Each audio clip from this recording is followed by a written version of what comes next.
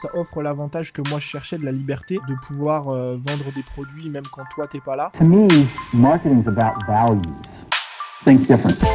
In the next decade, you will be competing with more brands than you ever have. Branding, it's influencing. And we are calling it iPhone. Et bah, Tony Neves. Donc, merci à toi pour d'être dans cette interview. Ça me fait plaisir, ça faisait un moment que je voulais justement t'interviewer, parce que tu m'inspires sur différents plans. Déjà, on a les mêmes passions, la photo, la vidéo, l'entrepreneuriat, bien entendu. On verra, tu t'intéresses notamment au branding, et c'est pour ça que tu es là aujourd'hui. Et depuis, alors je te suis depuis 2017, donc juste avant, on reverra le parcours, mais juste avant que tu partes en Asie, que tu découvres l'Asie. On s'est croisés dans pas des masterminds, dans des réseaux de temps en temps. Donc ça me fait super plaisir, vraiment super plaisir qu'on parle entrepreneuriat, branding, image, visuel, parce que je crois que c'est un peu ton dada, le visuel aussi. Ouais. Au programme de cette interview, donc comme je l'ai dit, entrepreneuriat, Instagram, photo, vidéo, local, parce que c'est un truc qui m'intéresse, et puis bien entendu le branding. Dans l'interview, on commence, alors il y a, concernant le branding, on commence toujours par une chose qui est importante, un levier dans le branding, c'est ce que j'appelle le pitch. Donc le pitch, voilà, c'est tu vas te présenter en 1 minute, 30 secondes, 5 minutes, 10 minutes si tu veux. Bref, raconte-nous tout sur toi. Qui tu es, ce que tu fais, ta mission, voilà, pourquoi tu fais ce que tu fais. Je pense que c'est ça le plus important, et qui tu aides, voilà, à toi le micro, vas-y, je t'en prie, on est à l'écoute.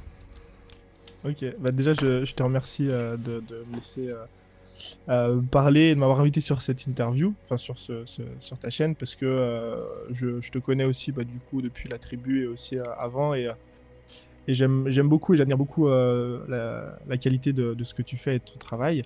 En ce qui concerne le petit pitch, donc moi je m'appelle Tony Neves, je suis entrepreneur sur internet et j'aide les créateurs de contenu à développer leur activité pour pouvoir vivre de leur passion et gagner leur liberté.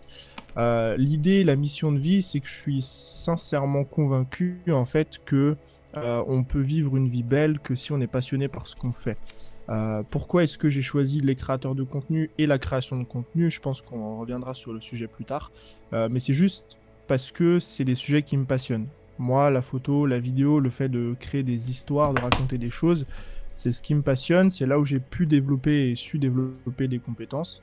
Là où certains vont t'apprendre à développer un business grâce à la publicité, grâce à, je sais pas moi, n'importe quel autre système ou moyen. Moi, je l'enseigne grâce notamment à la création de contenu. Donc, le fait de créer du meilleur, du bon contenu pour attirer ton audience cible, tes clients et pouvoir développer ton business.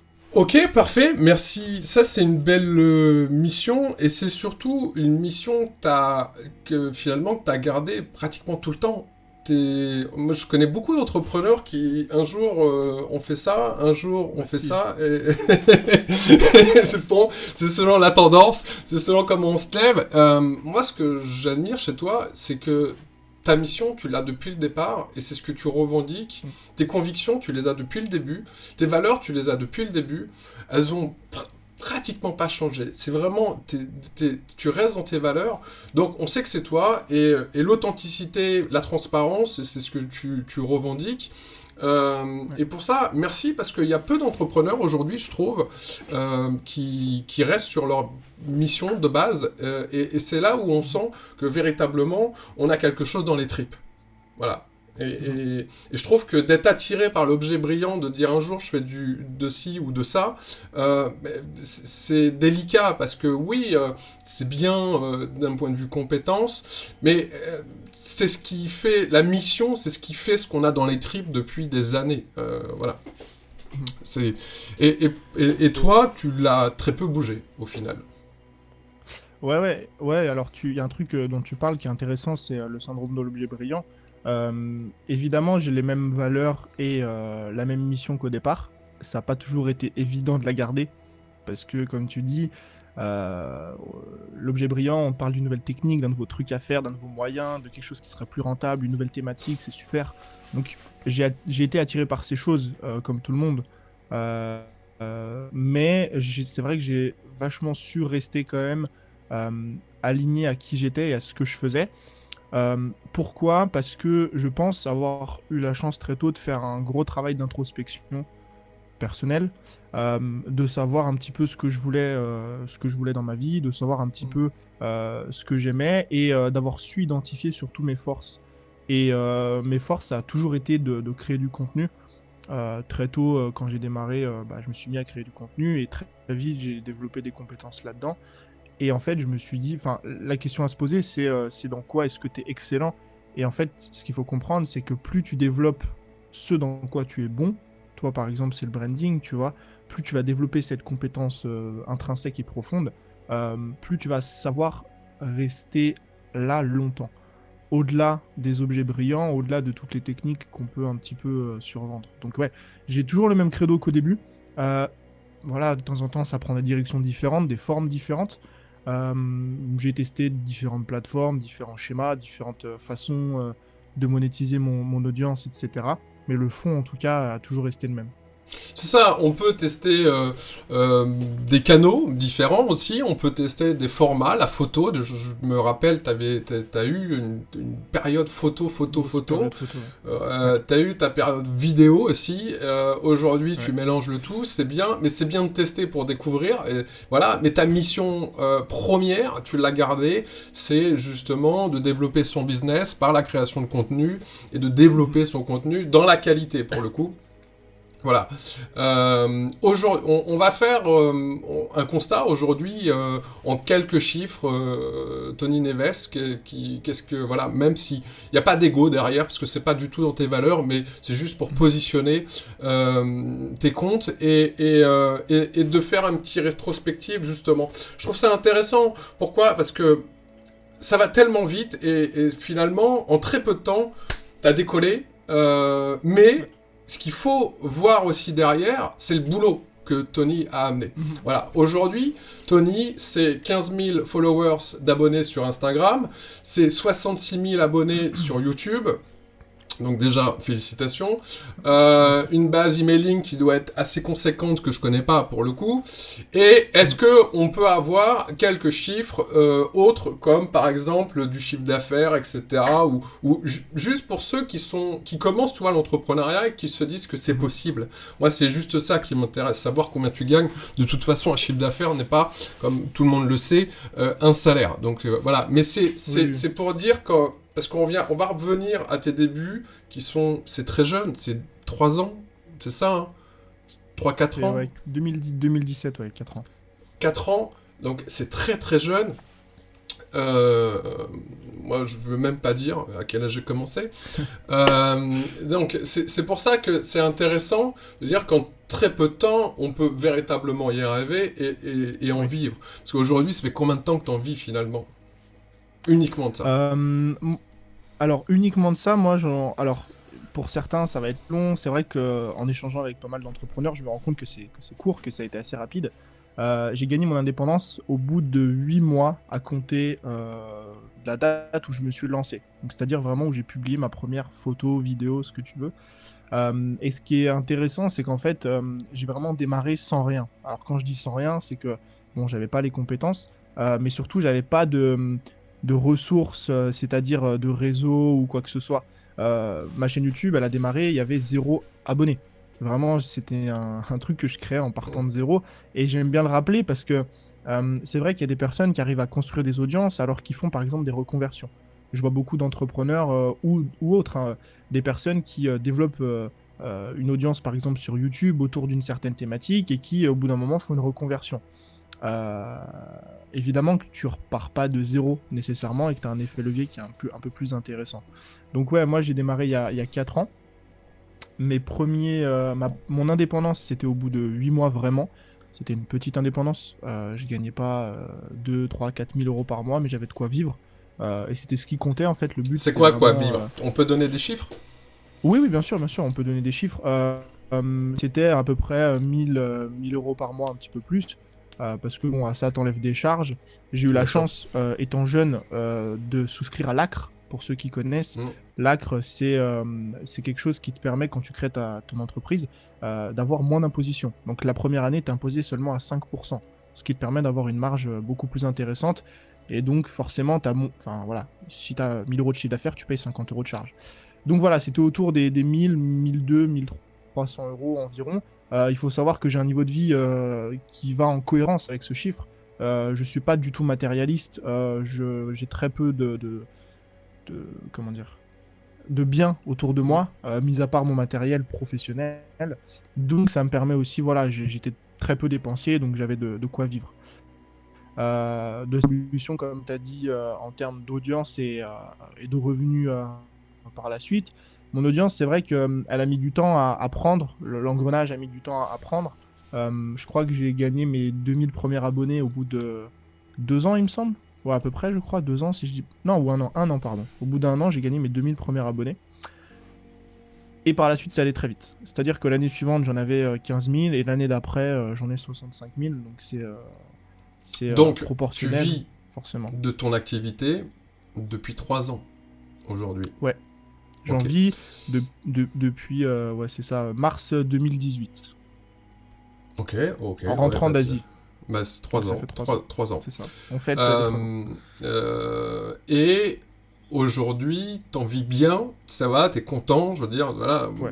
Ok, t'es content. C'est quoi en termes, l'entreprise Tony Neves, en termes de chiffre d'affaires en moyenne sur une année ou par mois? Et tu peux donner une fourchette si tu veux pas donner, Oui. mais Par mois, en termes de chiffre d'affaires, aujourd'hui, c'est entre 10 et 20 000 euros de chiffre d'affaires. Et on parle de chiffre d'affaires. Je tiens à Oui, le oui. signaler. On Voilà, parle c'est Tony, important. Tony, la personne ne se met pas 20 000 euros dans la poche tous les mois. Non. Non, mais Non, c'est parce important. que voilà, c'est important que tu le soulignes parce que dans mon chiffre d'affaires, ça inclut le matériel, les charges, les impôts, etc. Ça inclut aussi mon équipe parce que forcément, au début, je faisais tout seul. Maintenant, c'est moins le cas, je travaille avec d'autres personnes et donc ces personnes, je les paye aussi forcément, tu vois. Et c'est des charges, et voilà, c'est les plus C'est grosses charges aujourd'hui. Et puis, tous les logiciels, toutes les licences qu'il faut payer, etc., etc., on a énormément dans une société. Mais c'est juste pour dire que aujourd'hui, c'est plus que possible, ça va très vite. Et ça, quand justement on partage cette mission, et je parle bien d'une mission, est-ce que pour toi, mission rime avec passion? Est-ce que c'était vraiment la passion qui a fait que c'est devenu la mission? Tu sais, j'ai beaucoup d'entrepreneurs qui me disent, ouais, mais comment trouver sa mission au final quand on n'a pas de véritables compétences? Est-ce que tu as là-dessus, tu as des tips, tu as une vision, toi, par rapport à ça? Ok. Pour moi, il y a une grosse différence entre passion et mission. Parce que tu peux être passionné par quelque chose sans pour autant en faire un business et avoir derrière une mission qui en découle. Je te donne un exemple. Moi, ce qui me passionne, c'est la création de contenu. Ça a toujours été. J'ai toujours aimé ça, raconter des histoires, créer des choses, être créatif, etc. Mais si j'avais que ça au fond de moi et j'avais pas de mission de vie, j'aurais été youtubeur, tu vois. J'aurais juste fait des vidéos, j'aurais cliqué sur le petit bouton monétisation sur YouTube et j'aurais essayé de faire carrière là-dedans. Parce qu'en fait, quand t'es youtubeur, tu passes ton temps à créer les choses. En revanche, derrière mon vécu, il y avait une mission. J'ai toujours aimé aider les gens, que ce soit étant plus jeune, etc. À mes 18 ans, à mes 19 ans, du coup, durant mes études, j'ai voulu faire un BPGEPS à GFF pour être coach de sport. Et j'ai coaché comme ça des amis autour de moi, ma famille, etc. J'ai par la suite quand même passé un diplôme de coach en distanciel. Mais voilà, j'ai toujours eu en fait au fond de moi cette mission de vouloir aider les autres. Et en fait, c'est, on va dire, ce mariage entre les deux qui fait que j'ai à la fois trouvé ma mission d'aider les autres, mais en fait, la mission, elle peut prendre différentes formes. Tu vois, tu peux aider les autres en faisant tout et n'importe quoi. En faisant du coaching, moi j'ai décidé de vendre de la formation. Ça peut être de créer une entreprise, ça peut être de créer une association, ça peut être plein de choses. Et moi, en fait, c'est le mélange des deux qui fait que je me suis dit, je vais mettre à profit ma passion pour la création de contenu et essayer d'aider d'autres personnes à suivre cette voie-là. Pour moi, il y a vraiment... Il y a un exercice qui est très pratique, hein, pour le coup, pour trouver ça, c'est l'ikigai. Honnêtement, faire l'ikigai avec une vraie, réelle introspection, c'est-à-dire se poser vraiment les bonnes questions. Moi, il y a une question que j'adore, c'est qu'est-ce que je ferais pas sans argent, qu'est-ce que je ferais si j'avais tout l'argent du monde? Et en fait, c'est que tu mets un petit peu tu remets un petit peu les pendules à zéro, parce que souvent, l'argent, ça biaise un petit peu les décisions. Moi, je vais parler de tel sujet parce que c'est mainstream, parce que ça fonctionne, et parce qu'il y a des mecs qui font du cash là-dedans. Ok, mais si t'as déjà de l'argent, qu'est-ce que tu fais? Tu vois? Et ça, c'est une vraie question. Et moi, je me suis souvent posé cette question, et à chaque fois, ça m'a ramené sur le bon chemin, de me dire que faire les choses pour l'argent, ça sert pas à grand-chose, tu vois. Je dis pas que l'argent fait pas le bonheur, ou que ça aide pas forcément. Non, mais c'est un outil, ça peut véhicule. aider à plein de choses.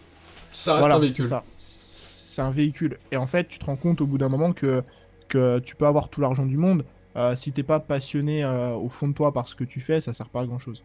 Donc ouais, l'ikigai, c'est un très bon moyen déjà Exactement, ouais. d'éclaircir un petit peu sa situation. Tapez Ikigai, pour ceux qui savent pas ce que c'est, tapez Ikigai, Ah oui, ouais. comme ça se prononce exactement dans Google, et vous allez voir que c'est un très très bel exercice, justement, pour savoir qu'est-ce qu'on peut proposer, et comment on peut le proposer vis-à-vis de ses compétences, vis-à-vis de ce que les gens attendent. Parce que c'est bien beau d'avoir des passions, ou c'est bien beau de se dire, tiens, je vais faire ça, mais si derrière ça répond pas à un besoin, vous pouvez le faire, voilà, vous serez, entre guillemets, artiste, et je dis pas que c'est pas bien d'être artiste, mais c'est différent. C'est deux choses qui sont complètement différentes. Voilà, c'est comme entrepreneur et youtubeur. Je pense que c'est pareil, c'est quand même deux univers un petit peu différents. Et je dis pas qu'un youtubeur ne peut pas être entrepreneur, mais on a une vision de l'entrepreneuriat qui est différente. On va revenir justement en arrière. Ça, c'est aujourd'hui. Ok, on a vu Tony, c'est magnifique, tout le monde en rêve, et félicitations. Maintenant, le Tony, moi j'aime bien aussi de savoir ce parcours-là. Le Tony, il y a donc 3 ans, moi je te découvre juste avant que tu partes en Asie, où tu étais à la recherche un petit peu de tes mentors. Je me rappelle, tu souhaitais aller voir, à l'époque c'était Enzo, tu souhaitais aller voir des entrepreneurs qui t'inspiraient comme ça. Qu'est-ce qu'a fait quel a été donc tu t'es mis sur Insta, ça c'est le premier, et on reviendra pourquoi Insta, mais tu t'es mis sur Instagram au tout début, hein, il me semble, hein. C'était vraiment ton premier canal. Ouais, non, les deux en fait. En gros, premier jour de lancement, on va dire, je me suis dit ok, c'est bon, je démarre mon truc. J'ai à la fois publié du contenu sur YouTube et sur Instagram. Et sur YouTube, je m'étais lancé le défi de faire une vidéo par jour. Ok, donc t'as lancé les deux en parallèle. En même temps. Ouais. Ok. C'est ça. Est-ce que tu t'es lancé avec une stratégie? Est-ce que tu t'es lancé en pensant branding? On y reviendra. Et est-ce que tu peux nous retracer un petit peu comme ça le parcours et les leviers avec les problématiques sur lesquelles ça a pu accélérer justement ton entreprise en termes de développement de chiffre d'affaires, de communauté, et ce sur quoi aussi tu t'es bagarré? Ça c'est intéressant, on n'en parle pas assez, je trouve. Ok, alors moi pendant vraiment à peu près 6 mois ça a été le chaos total, les 6 premiers mois, les 4-5 premiers mois plutôt. En fait ma chaîne YouTube, donc je prends l'ensemble, hein, quand je dis chaîne YouTube c'est compte Instagram, c'est voilà, un petit peu des deux. Pendant les 5-6 premiers mois je publiais un petit peu du contenu sur tout et n'importe quoi. En fait l'idée c'était voilà, moi je savais que je voulais entreprendre, je savais que je voulais créer du contenu, je savais juste pas comment le faire, de quoi parler, je m'étais pas encore trouvé en fait. Et donc, ce qui s'est passé, c'est que je me suis dit la meilleure façon de me trouver, c'est de créer du contenu et de voir ce qu'adviendra. Donc j'ai commencé à faire des vidéos, une vidéo par jour, des posts Instagram de temps en temps, etc. sur tout et n'importe quoi. Je parlais vraiment de tous les sujets qui me venaient. Des bouquins que je lisais, j'ai parlé de sport, j'ai parlé de motivation, j'ai parlé d'email, j'ai parlé des bouquins que je lisais dans le développement personnel, enfin bref, au début c'était vraiment fouillis, mais ça m'a grandement aidé, parce qu'en fait, je suis arrivé à un stade où, c'est une petite anecdote que je trouve assez marrante, j'avais plus publié de vidéos YouTube que ce que je n'avais d'abonnés. Bon. C'est-à-dire que j'avais, je crois, 180 vidéos publiées, ou un peu moins, et j'avais 140 abonnés. Donc, ce qui est un peu beaucoup de travail pour peu de résultats. Donc, c'était compliqué, mais à ce moment-là, du coup, j'ai appris grandement parce que je me suis remis en question. Je me suis dit, attends, publier autant de vidéos pour si peu de résultats, c'est qu'il y a un gros problème. C'est qu'il y a quelque chose qui va pas. Est-ce que T'es c'est la monté en communauté? compétence. Est-ce que c'est... Par contre. Voilà, c'est ça. Est-ce que je me suis vraiment posé la question, est-ce que c'est la communauté? Est-ce que c'est moi, mes compétences en vidéo, etc. Et en fait, je me suis rendu compte que les vidéos qui marchaient le mieux, c'était les vidéos où je parlais de sujets que je maîtrisais. Et en l'occurrence, c'était, pour le coup, au bout de 180 vidéos, c'était la création de contenu. Comment trouver des idées de vidéos, comment tourner ces vidéos, comment les structurer, etc. Tout ce qui allait un petit peu autour de ça. Et à partir de ce moment-là, j'ai pris un tournant qui a été radical sur ma chaîne, qui s'est affiné au fil des années. C'est que je me suis mis à parler plus de création de contenu. Donc, réseaux sociaux, YouTube, comment est-ce qu'on script les contenus, trouve des idées, etc. Et en fait, de là, ça a été un gap énorme parce que en l'espace de 6 mois, donc 6 mois plus tard, je gagne 2000 abonnés, alors que les 6 mois précédents, j'en gagne 200. Donc, ouais, la différence est quand même assez marrante. Et en fait, je prends conscience que ce qui fait vraiment la différence par rapport à tout ce que j'ai pu mettre en place, c'est pas vraiment mes compétences en termes de... Souvent, quand on parle de YouTube ou d'autres réseaux sociaux comme même Instagram, il y a la partie technique, tu vois.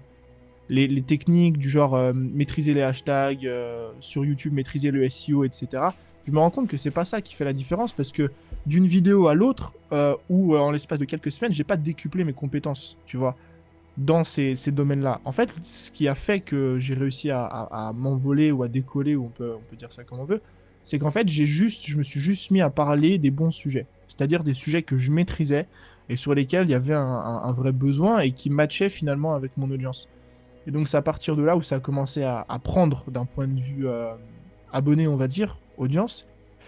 Et ensuite, d'un point de vue plus business, pour le coup, on va parler de chiffre d'affaires.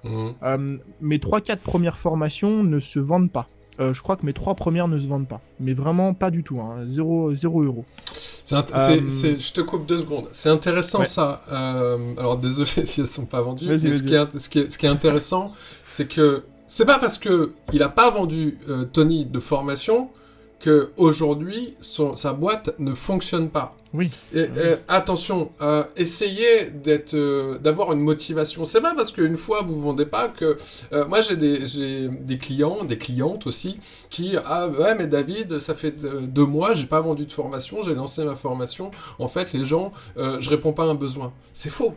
C'est complètement faux. C'est qu'à un moment, il faut être plus visible, il faut aussi répondre plus précisément aux besoins, il faut peut-être changer d'angle, etc. C'est ce que Tony va nous expliquer. Mais surtout, n'essayez pas n'essayez pas de vous dire c'est fini, c'est la pire des choses. En fait, rien n'est fini et tout commence véritablement, parce que je crois que c'est là que tout a véritablement commencé. Oui. C'est ça. En fait, ce qui est marrant, c'est que moi, il y a une je sais pas si c'est une citation mais il y a une métaphore que j'aime beaucoup répéter, enfin que j'aimais répéter avec le temps, c'est qu'en fait pour réussir admettons une centaine d'options. Pour réussir, non, c'est pas que t'as une centaine d'options. Pour réussir, on va dire que t'as une option sur 100 essais. Et en fait, les gens essayent de trouver directement la seule façon de réussir, tu vois, en mode la chance, on va dire, sur les 100. Alors qu'en fait, si tu vois l'échec différemment et que tu dis que l'échec, c'est juste que sur les 100 options que tu vas avoir devant toi, tu vas à chaque fois cocher une de ces options, tu vas dire c'est pas la bonne. J'allais dire Newton, non, celui qui a inventé l'ampoule. J'arrête pas d'oublier son prénom. Qui c'est qui a inventé l'ampoule? Je sais plus comment il s'appelle. Bah si, c'est pas Newton. Si, c'est Newton, je crois. Oui. C'est Newton. Voilà, qui disait qu'en fait, donc lui, il a inventé l'ampoule après 10 000 échecs. Mais en fait, il a pas eu 10 000 échecs, il a juste trouvé 10 000 façons de ne pas inventer l'ampoule. Et je trouve que c'est une très bonne métaphore parce que ça te change la perspective de ton échec et où tu te dis, ok, moi, quand j'ai lancé mes formations, je me suis dit, je les lance et on verra bien ce qui se passe. Ça, c'est pas vendu, je me suis dit, bon bah, ok, c'est peut-être pas le bon sujet, c'est peut-être pas la bonne problématique. Je parle pas de mon business, je parle vraiment du produit pour le coup. C'est peut-être pas la bonne façon de communiquer. Et en fait, avec le temps, j'ai compris que je communiquais sur des produits sur lesquels j'avais aucune expertise. Alors, j'avais de l'expertise mais j'avais pas de crédibilité. Dans le sens où ma première formation, c'était une formation sur YouTube. Sur YouTube abonné, ça n'a pas vraiment de sens. Ou plutôt, t'as pas vraiment de crédibilité à parler de ça. Tu vois. Je comprends, ouais. Et donc, tu vois ce que je veux dire? Alors, Ouais, même c'est- si t'as des compétences et des connaissances, c'est compliqué pour les gens de te faire confiance quand toi-même t'as pas eu et, première formation. Et je pars en Asie, donc c'est à cette époque-là, je rencontre Enzo et d'autres personnes. Et j'aime bien raconter cette anecdote, Enzo le sait. C'est lui qui m'a mis un petit coup de pied au cul en me disant qu'est-ce que t'attends pour en sortir une nouvelle et une autre et une autre et une autre. Parce que j'avais à l'époque 1000 abonnés, je crois. Et il m'a dit sur les 1000 abonnés, c'est sûr et certain qu'il y a au moins une personne qui va t'acheter quelque chose. Bien sûr. Et j'ai recentré un petit peu tout ça. Je me suis dit, ok, encore une fois, où est-ce que moi j'ai des compétences? Où est-ce que j'ai de la crédibilité? Ça, c'est très important. Et en fait, là où j'avais de la crédibilité, c'était dans mes vidéos YouTube. Et j'ai sorti une première formation sur le montage vidéo. Parce qu'à l'époque, j'avais publié plus de 200 vidéos sur YouTube. Donc, j'avais monté 200 vidéos. Et là, personne pouvait me dire, ok, Tony, t'y connais rien. Non. J'avais de la crédibilité et de la preuve sociale. Et donc, j'ai sorti cette formation et elle s'est vendue. J'ai fait 5 ventes, je crois, sur l'ensemble de cette formation au bout d'une semaine. Une formation à 60 €, je crois, à l'époque. Donc j'étais content, 300 €. Moi, j'avais jamais. Ouais, vu puis c'est ça surtout sur les, Internet. c'est surtout les C'est les premières premiers. ventes. Voilà, c'est Et ça. ouais, ça vaut tout l'or du monde. Je me rappellerai toujours de ce moment-là où, du coup, j'étais en Asie, j'avais le décalage horaire. Je sors ma vidéo YouTube, donc à 17 h en France, c'était minuit en Asie. Donc je savais que le lendemain, j'allais me réveiller avec des ventes ou non. Je me réveille, il y a des ventes, et là, moi, je vis ma plus belle journée, quoi. Et de là, je s'ensuis d'autres formations, je continue sur ce même cursus.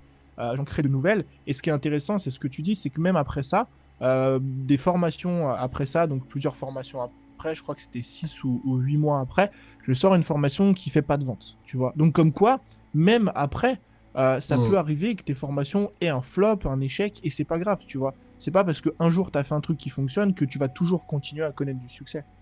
Bien sûr.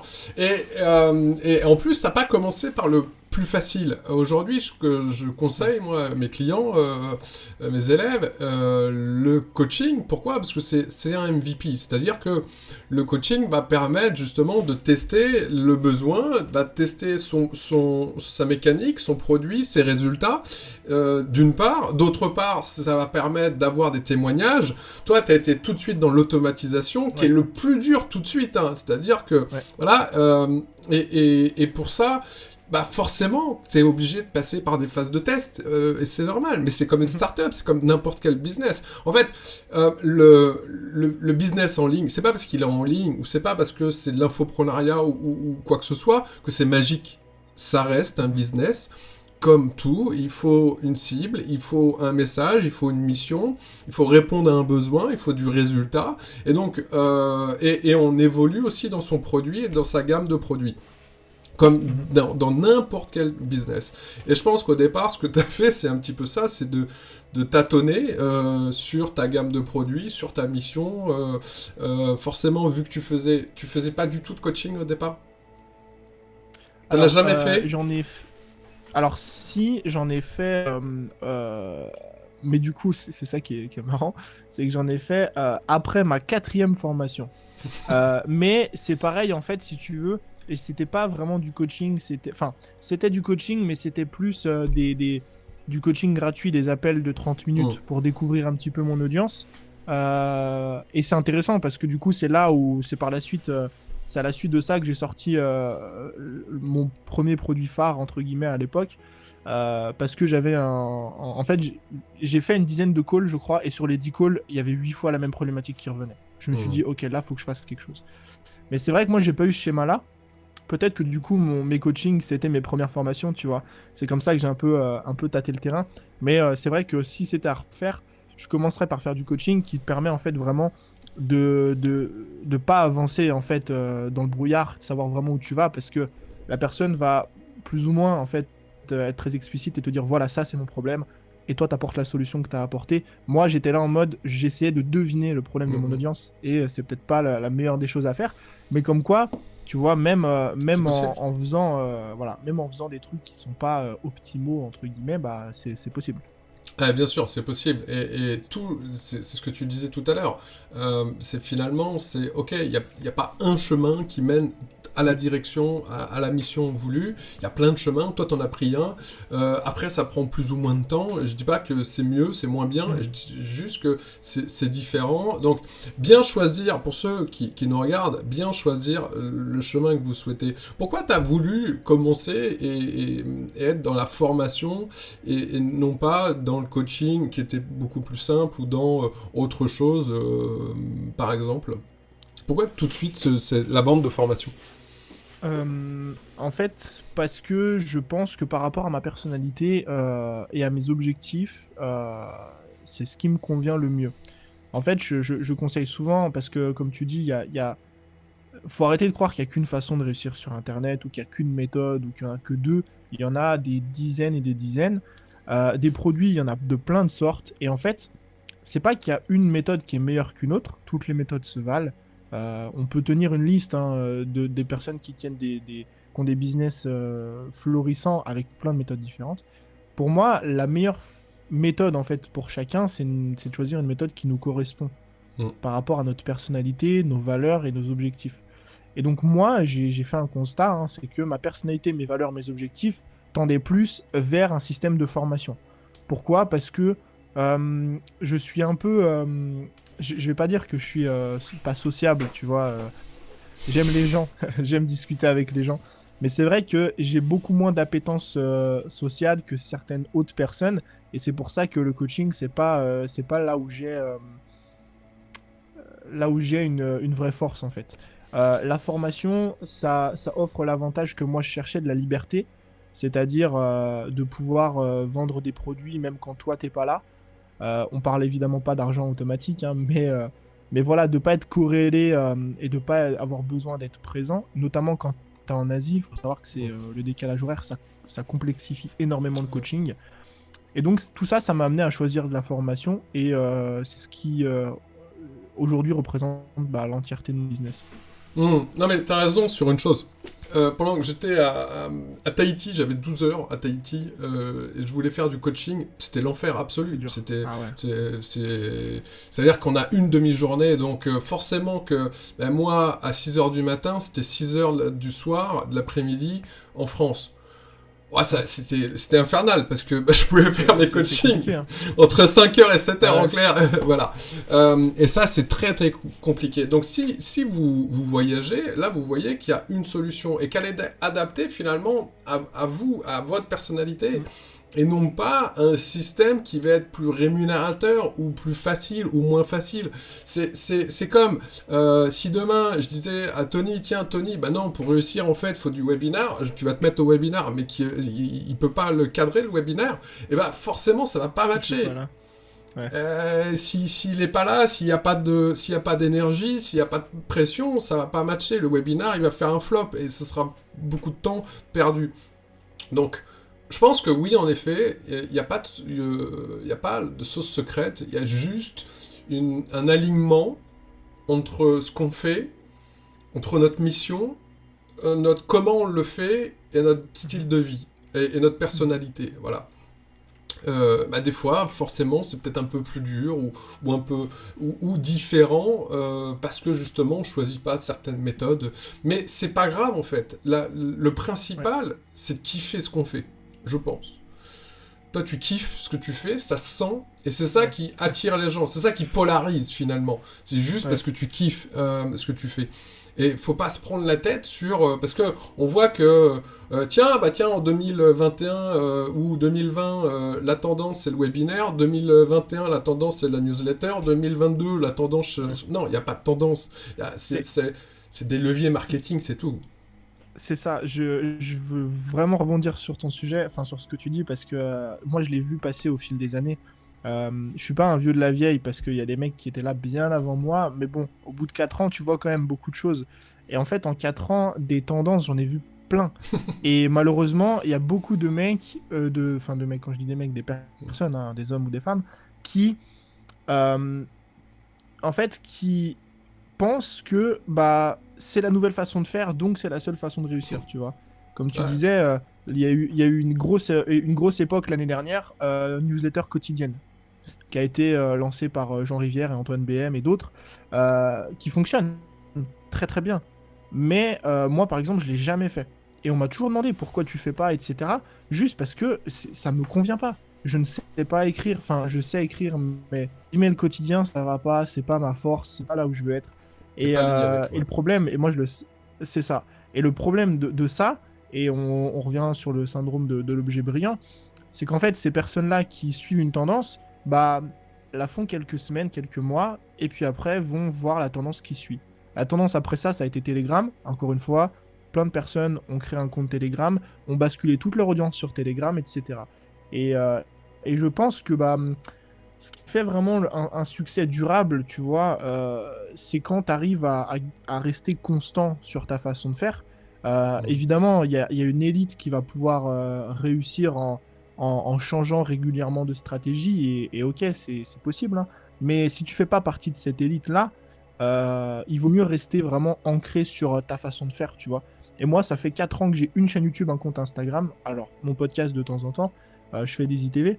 Mais je veux dire, ça s'arrête là. Et ma méthode a toujours été la même et elle fonctionne très très bien aujourd'hui, tu vois. Eh ben, je suis entièrement d'accord avec toi.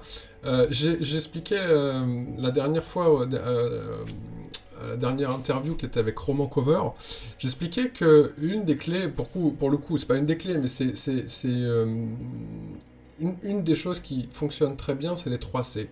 C'est la clarté de son message, la cohérence dans ce qu'on fait, entre ce que nous on est et ce qu'on dit, et par rapport à tout l'écosystème qu'il y a autour de nous, et la constance. Tu vois, les 3 C.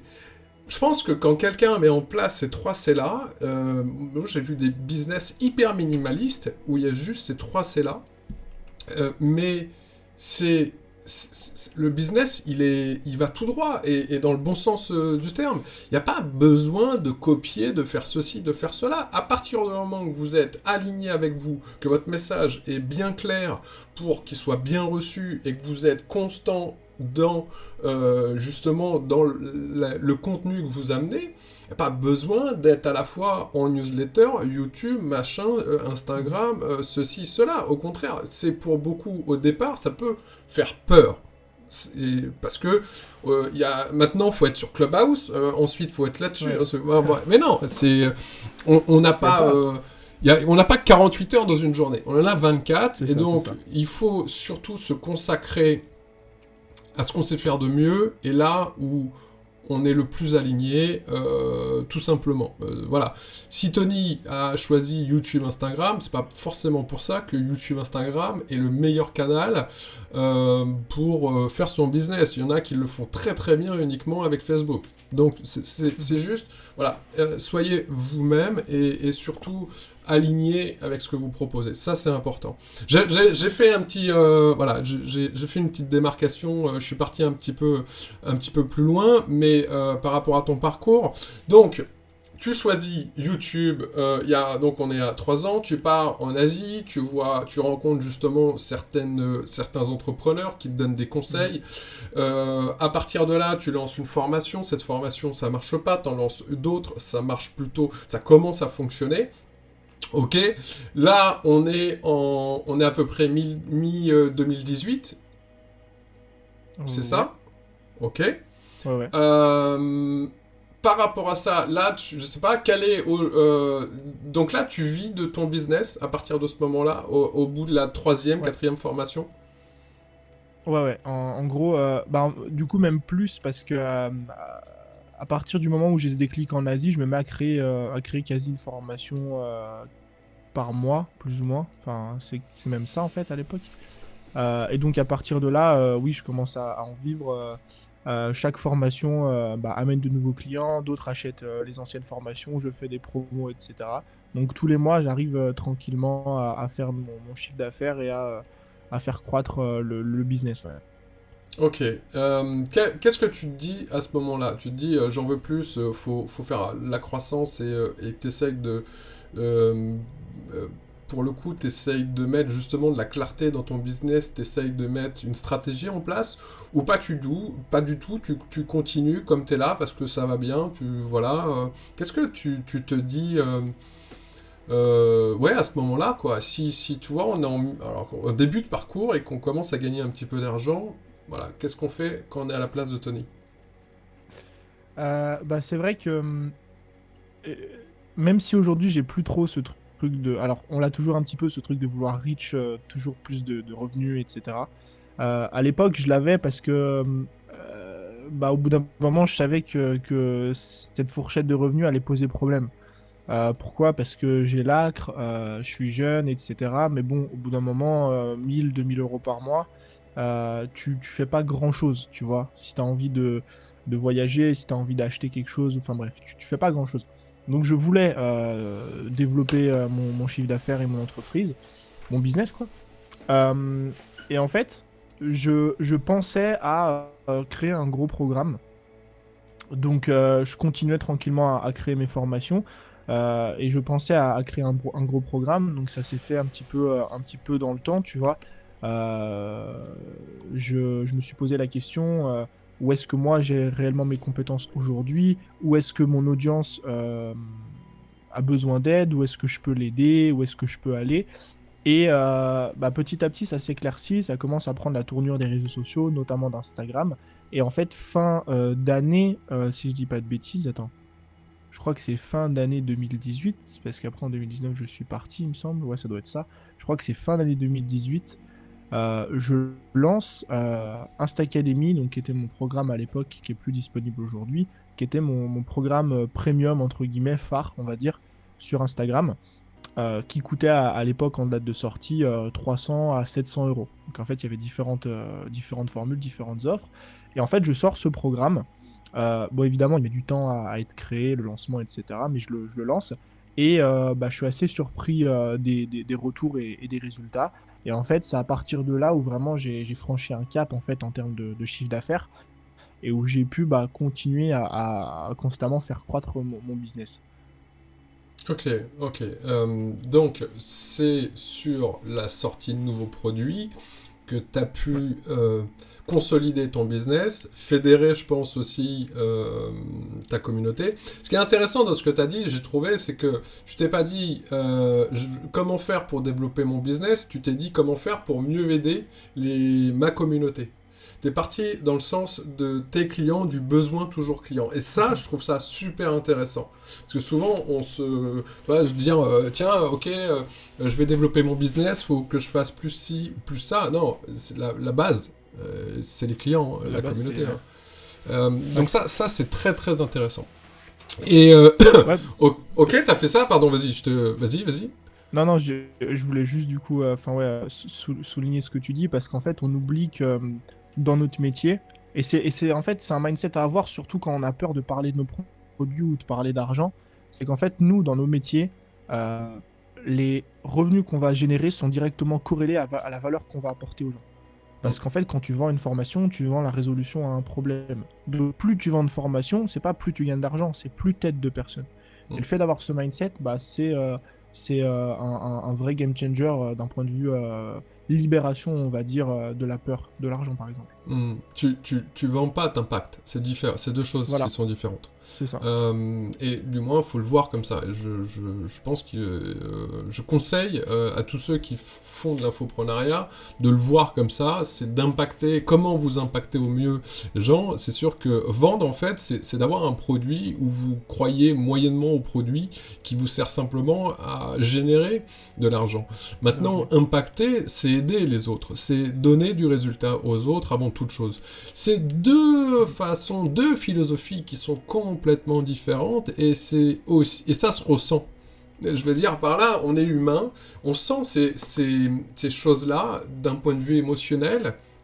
Et quand quelqu'un veut vous vendre quelque chose ou quand quelqu'un veut vous impacter, veut vous aider, bah, je pense que ça se voit, quoi. Moi, en tout cas, je le vois quand quelqu'un veut m'aider plutôt qu'il veut me vendre quelque chose. Donc, c'est dur à traduire, hein, ce sentiment de... ce feeling, c'est très dur à traduire. J'ai toujours eu du mal à le traduire. C'est juste que on est humain et que on ressent ces choses-là d'un point de vue énergie, voilà, si je peux dire. Et donc c'est ce que t'as fait, ce qui t'a permis de passer une étape supplémentaire, voilà. Et ensuite entre on est à 2019, c'est ça, et 2000, comment s'est passé entre l'année 2020 en clair, qu'est-ce que t'as fait, est-ce que tu t'es dit maintenant ok j'ai ma communauté, je consolide, ou au contraire j'agrandis, ou au contraire je mets une équipe en place, ou voilà. Quelles ont été pas tes dernières, mais sur l'année 2020, tes leviers et ta réflexion en termes entrepreneurial? Donc je disais, je trouve ta question intéressante parce qu'on oublie souvent que, enfin moi en tout cas, je vois le business comme quelque chose de cyclique. C'est-à-dire que un business, surtout en ligne, enfin ou même en général, un business, c'est pas constamment toujours plus d'argent ou toujours plus de clients. Je prends un exemple très simple. Je connais une personne qui bosse en CM pour des entreprises et qui, ça lui est déjà arrivé de contacter des entreprises, tu vois, notamment des restaurants, des trucs comme ça, des personnes qui lui disaient, mais en fait, nous, on veut pas plus de clients. Parce que, surtout dans un restaurant, au bout d'un moment, bah, si tu veux plus de clients, il faut plus d'espace, donc il faut plus d'investissement, tu vois. Et je trouve cette question intéressante parce que moi, des fois, je me la pose. C'est-à-dire que quand je pars pour un nouveau trimestre ou un nouveau semestre ou une nouvelle année, je me pose la question dans quel cycle je suis. Est-ce que je veux plus de clients? Est-ce que je veux plus de croissance d'un point de vue audience? Donc vraiment la toucher du monde. Est-ce que je veux plus... je veux agrandir mon équipe? Est-ce que je veux consolider mon business? Est-ce que je veux améliorer les process qui sont déjà en place, etc. Et donc ces questions cycliques, elles sont très importantes parce que tu prends pas du tout la même direction en fonction des objectifs que tu as. Donc moi, après 2019, ça a été une bonne année pour moi, une année de croissance.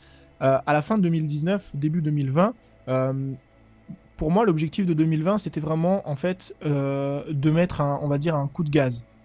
Un coup de gaz dans le sens où je me suis dit, 2020, il faut que je crée un engouement autour de mes produits. Là, pour le coup, c'était vraiment... Alors, c'était pas du tout lié d'un point de vue revenu. Pour le coup, je dissocie vraiment les deux. Je voulais pas plus de revenus nécessairement. Donc oui, forcément, si tu vends plus de produits, tu as plus de revenus. Mais mon objectif, c'était vraiment de taper d'un coup sec sur la table et qu'on me reconnaisse en fin d'année comme expert de ce que je fais. Que j'ai vraiment une renommée et qu'on se dise, ok, ce mec, il sait de quoi il parle, ce mec, il a des compétences. Et qu'on se dise, en fait, ok, si tu veux des conseils là-dedans, faut aller voir Tony. Tu vois. Donc, c'est de passer, excuse-moi, je te coupe, c'est de passer de notoriété à autorité. Voilà, c'est ça. C'est ça parce que, en fait, je vendais des formations, tout était très bien, tu vois. Mais le shift que j'ai eu, en fait, en 2020, du coup, c'est qu'en fait, j'ai passé mon année 2019 à sortir des formations. Donc moi, vu que je parle de création de contenu, ça touche un petit peu à différents domaines. J'ai passé mon année à créer des produits un petit peu... de manière éparpillée. Un coup, je parlais de productivité, donc je vendais des formations dans la productivité. Un coup, je vendais des formations sur les habitudes. Un coup, sur YouTube, sur les vidéos, sur Instagram, etc. C'est très bien. Mais le problème, c'est que, comme tu le sais, quand t'es partout, t'es nulle part à la fois. Ouais, et en fait, 2020, ça a été le shift, parce que je me suis dit, je vais taper d'un coup sec sur la table, je vais me concentrer sur un axe en 2020, et je vais faire en sorte de m'établir en tant qu'expert dans cet axe. Cet axe, ça a été Instagram en 2020. Et en fait, ça s'est fait au travers de différents produits que j'ai dû sortir et aussi au travers de mes contenus. Parce que on devient expert aussi de par le contenu qu'on partage sur Internet. Et du coup, c'est ce qui s'est passé. C'est-à-dire que j'ai eu un gap assez énorme cette année en termes d'audience, en 2020. Et j'ai réussi, on va dire, à atteindre l'objectif que je m'étais fixé, d'établir ma notoriété. J'ai sorti un programme l'année dernière qui compte aujourd'hui plus de 1200 clients, donc sur un seul programme. Et c'est comme ça que par la suite, je vais pouvoir beaucoup plus facilement vendre mes futurs programmes, établir ma notoriété et développer en fait l'entièreté de mon business avec des bases qui sont bien plus solides. Et c'est marrant parce que tout à l'heure tu parlais de formation, là tu parles de programme. Quelle est la différence entre une formation et un programme alors ? C'est marrant. Je pense que... alors je sais pas si c'est une erreur de langage de ma part ou pas, mais en fait j'ai l'impression que les dernières formations que je crée sont plus des programmes, parce que au fur et à mesure du temps, Moi, j'ai démarré en 2017 et en fait, j'ai créé, je crois, plus de 18 ou 19 formations en tout et pour tout. Donc, c'est pas... Il y a des mecs qui font plus, mais bon, il y a des mecs qui font moins aussi. 19 formations, c'est 19 fois le même apprentissage. Et les formations que je crée maintenant sont beaucoup plus, à mon sens, des programmes parce qu'elles sont structurées de manière à amener une vraie transformation. Et j'en parlais hier avec des clients et ça, c'est vraiment pour moi la notion importante à comprendre. C'est que un bon programme de formation, c'est quelque chose qui vous amène à une transformation. C'est que vous changez. Parce que c'est structuré de manière à amener un résultat, on vous transmet des compétences qui sont profondes. C'est pas juste, on balance deux, trois petites infos comme ça, voilà quelques techniques, voilà une étude, 5% des gens font ça, etc. On lit pas quelques bouquins, on prend des notes et on régurgite ça dans une formation, non. Une formation qui amène à des résultats, c'est une formation qui est structurée de manière très intelligente. Et c'est là aussi où j'ai eu un vrai shift en 2020, c'est que j'ai changé vraiment ma façon de créer mes programmes de manière à ce que ce soit beaucoup plus cohérent, impactant, et que finalement les gens qui terminent mes programmes aient vraiment en fait un plan d'action à mettre en place qui amène à un résultat. Et en fait, c'est des retours que j'ai en tout cas, c'est ce qui s'est passé. Et pourquoi tout ça, ça joue dans ma notoriété? Parce que si tu achètes un programme et que tu as des résultats, tu vas naturellement en parler autour de toi. Tu vas naturellement référer cette personne comme étant une personne compétente. Par contre, si tu achètes une formation et que la personne régurgite ce qu'on peut déjà voir sur YouTube, je doute que vraiment tu marques l'esprit des gens. Je suis entièrement d'accord avec toi. Tu crées, ce que je dis, des ambassadeurs et non simplement des clients. Et c'est vraiment aussi pour toi, c'est une grosse transformation. Oui. C'est pour sûr. Tes clients, bien sûr, c'est une transformation, mais c'est aussi pour toi, ça devient une transformation dans ton business. Ok, parfait. J'ai remarqué justement durant cette année-là, si je me trompe pas, si ma mémoire est bonne encore, tu utilisais un levier et que pour toi, qui était important, c'était ton local. Tu as investi dans un local pour tourner tes formations, pour te dire, en fait, d'après ce que j'ai compris, moi d'un point de vue extérieur, c'est de te dire, ok, c'est bien beau, maintenant je suis un entrepreneur, justement, il faut consolider le côté entrepreneurial et un petit peu comme si tu allais au bureau. C'est marrant parce qu'au départ, ce que tu voulais, c'était surtout au départ ne pas aller dans un bureau, et au final, tu as fini par aller dans un bureau qui était le tien, certes. Mais c'était pour te donner d'après ce que tu disais, mais tu vas nous en dire plus, c'était pour te donner une certaine rigueur et puis une facilité pour tourner. Tu peux nous en dire plus sur pourquoi tu as cherché un local, ou est-ce qu'aujourd'hui t'en es avec ça, même si je connais la fin, mais pour ceux qui nous écoutent, et voilà, et un petit peu les ambitions qu'il y avait derrière ça, si ça t'a aidé ou non, etc. Ok. Alors, pourquoi est-ce que j'ai voulu un local? En fait, quand on entreprend, on a souvent des paillettes dans les yeux. Moi, quand j'ai démarré, avant même, pendant le début de mon entrepreneuriat, on va dire, de ma carrière d'entrepreneur, je suivais d'autres personnes, des mecs en Asie qui voyageaient, etc. Et en fait, c'est un petit peu l'iceberg. C'est-à-dire qu'on vous montre que 20% de ce qui se passe en réalité.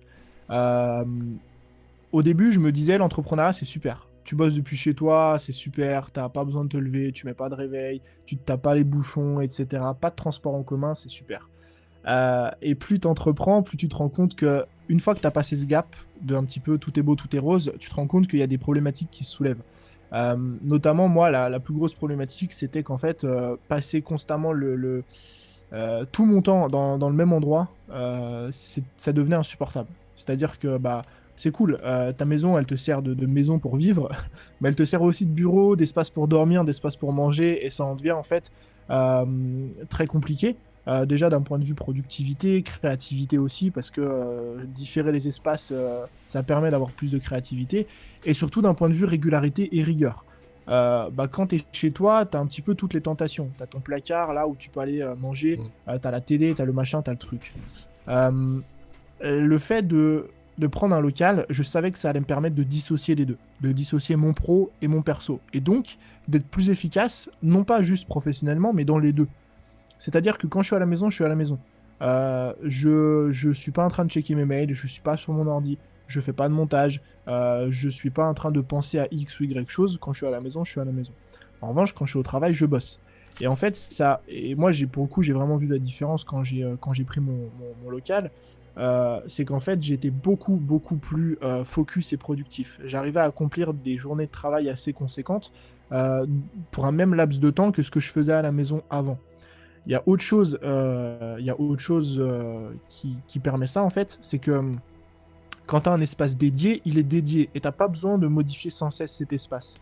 Avant, par le passé, quand tu tournes, moi j'ai commencé à tourner mes vidéos chez moi, t'es chez toi. Donc quand c'est un peu le bordel derrière toi, il faut tout ranger, tout mettre en ordre, installer la caméra, le setup, etc.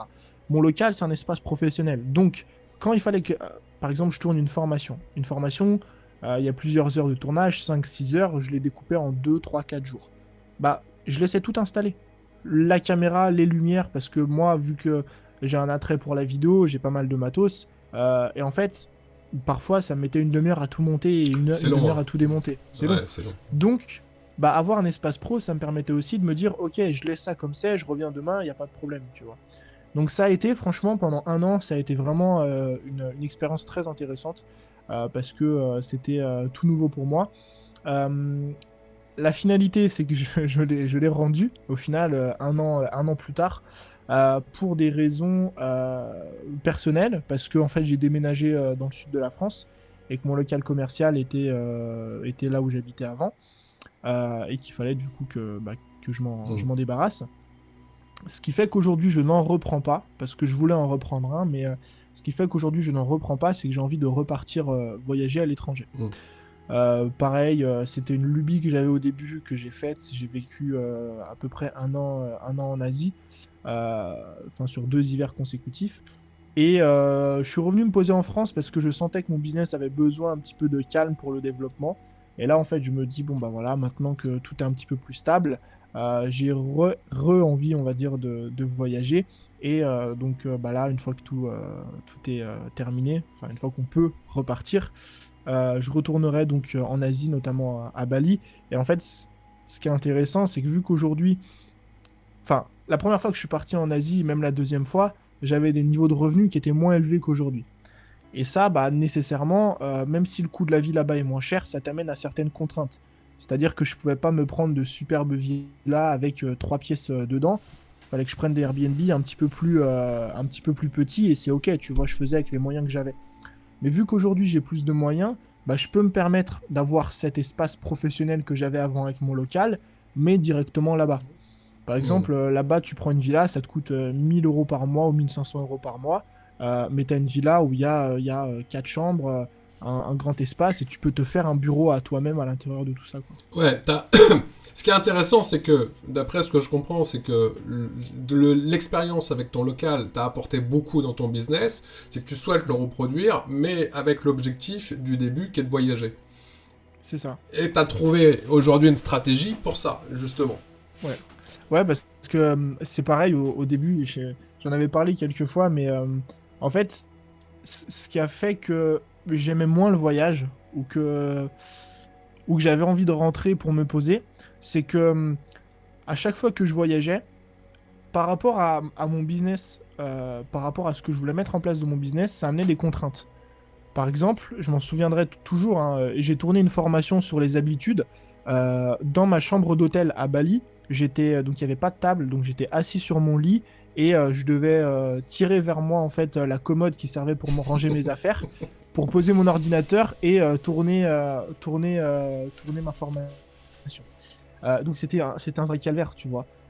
Et en fait, c'est avec du recul que je me rends compte que c'était pas le voyage qui me posait problème, c'était d'arriver à trouver le parfait équilibre entre j'ai besoin de cet espace et de tout ce matériel et de tout ça pour mon business, mais je peux pas le faire, je peux pas l'avoir parce que j'ai pas les revenus adéquats.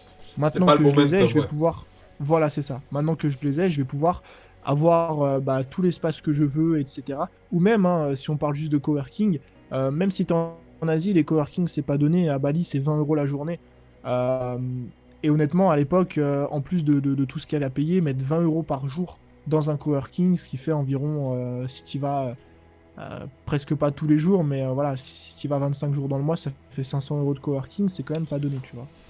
Ouais, et c'est intéressant. Depuis tout à l'heure, on parle de moments, de momentum, on parle de cyclique. Je pense que la vie, comme le business, c'est ça. On est sur on fait les choses en fonction d'un moment précis. On peut faire les choses en fonction d'un moment précis où c'est pas qu'on doit, mais on a plus de facilité à faire les choses en fonction d'un moment précis.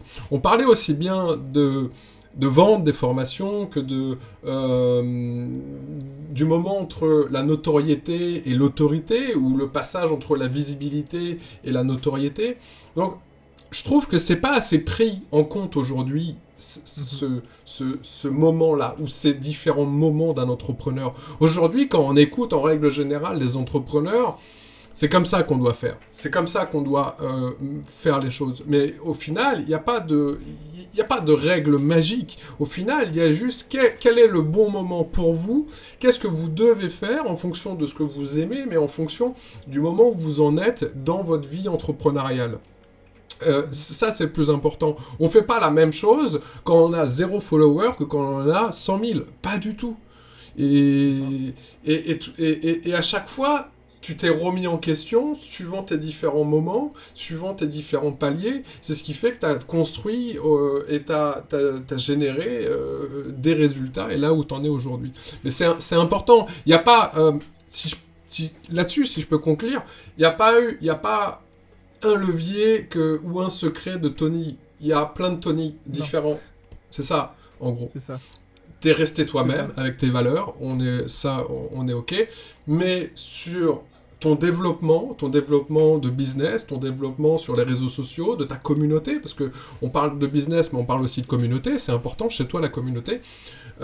Et on l'a vu, on l'a entendu, mais ça, tu l'as fait en fonction de tes différents moments de ton business, quoi. C'est super important. Ne faites pas ce qui est adapté à Tony ou à moi n'est pas forcément adapté, ou à d'autres entrepreneurs n'est pas forcément adapté à vous, suivant votre contexte et votre moment. Si vous démarrez, forcément que c'est des leviers qui sont différents et suivant aussi votre personnalité. Je pense. Je sais pas ce que t'en penses, ça, Tony. Si, je suis vraiment d'accord avec toi, parce que si tu me posais une question, par exemple, donne-moi un truc qui t'a toujours aidé dans le développement de ton business, je pourrais pas t'en donner parce qu'il y en a eu plein. Et comme tu dis, il y en a eu plein à des moments différents où j'en avais besoin, en fait. Et c'est comme ça, il faut accepter. Moi, j'ai toujours, par exemple, j'ai toujours essayé de tenir une certaine constance sur YouTube d'un point de vue de mes vidéos, mais parfois, il fallait que j'accepte que si je gardais cette constance, je pouvais pas développer autre chose. Par exemple, là, actuellement, je suis en train de bosser sur une formation. Je sais que si je continue mon rythme de publier une vidéo par semaine, cette formation, elle sortira dans 6 mois. Donc, j'accepte. Je me dis, OK, il faut, pendant un petit moment, tu vois, pendant 4-6 semaines, que je mette un petit peu ça en pause et que je me concentre sur ma formation, et après, on pourra reprendre. Et c'est des cycles. Et je pense qu'il y a aussi un mot-clé dans tout ça, c'est le lâcher-prise. C'est-à-dire que, ok, c'est ok, tu vois, de se dire c'est ok. C'est ok si tu dois arrêter une plateforme, c'est ok si les gens se désabonnent, c'est ok si les gens n'aiment pas, c'est ok, tout est ok en fait. Et je pense qu'aujourd'hui, sur Internet, on revendique un petit peu trop ce truc de faut toujours que tout soit parfait, faut toujours que tout soit bien fait, faut être partout à la fois, tout le temps. C'est pas possible. Non. C'est pas possible d'être partout, tout le temps, toute l'année. Même moi, je parle de constance et parfois ça m'arrive de pas être constant. Et c'est normal, tu vois. Donc ouais, je pense que tu résumes très bien ça, c'est cyclique, c'est en fonction d'où est-ce qu'on se situe aujourd'hui. Et parfois, il faut accepter de lâcher certaines choses pour pouvoir avancer et mettre en place les bonnes actions au bon moment. Je suis entièrement d'accord. D'ailleurs, c'est ce que j'ai fait au mois de décembre. Je suis arrivé justement en coaching jusqu'à 12 coachings par semaine de 2 heures, tu vois, le truc, mais où ça se flinguait, si tu veux. Ouais, et je prenais plaisir, hein, mais je veux dire, en termes d'énergie, c'est un truc incroyable. Et j'ai tout arrêté pour me dire que 2021 sera complètement différent pour moi et je veux faire des choses différentes. Donc, j'ai coupé vraiment sec, tu vois, dans le dur, en me disant, mais c'est pas grave, ok, j'ai plus de clients, parce que c'est ce que je veux pour le coup. Et l'intention, c'est ce que je dis toujours, on parle beaucoup, tu sais, de l'attention, comment capter l'attention de son audience.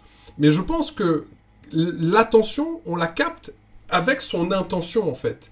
C'est con à dire, mais c'est véritablement ce que vous avez au fond de vous. Et comment ce que vous souhaitez réellement, que vous allez capter l'attention des gens. À un moment, c'est pareil, c'est une énergie qui se sent, et vous pouvez pas être parfait.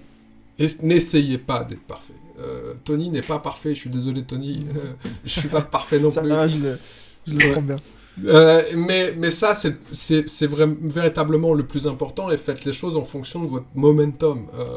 Voilà, on va aller un peu plus vite. Je voulais parler... Ah oui, j'ai vu que, justement, en parlant de momentum, j'ai vu qu'au tout début, quand tu as commencé, même un petit peu après, tu faisais beaucoup on va parler de contenu, hein, parce que c'est quand même ton domaine de contenu. Donc, au tout début, tu faisais beaucoup de brand content, et aujourd'hui, tu es un peu plus sur l'inbound marketing.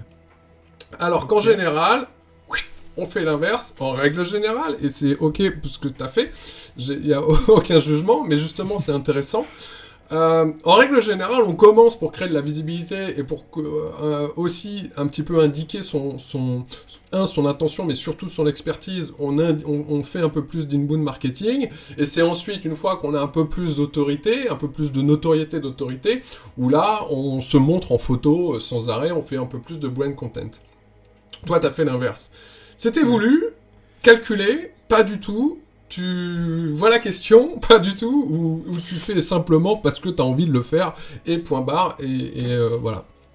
Alors, question intéressante. En fait, j'ai toujours fait un petit peu comme ça me venait.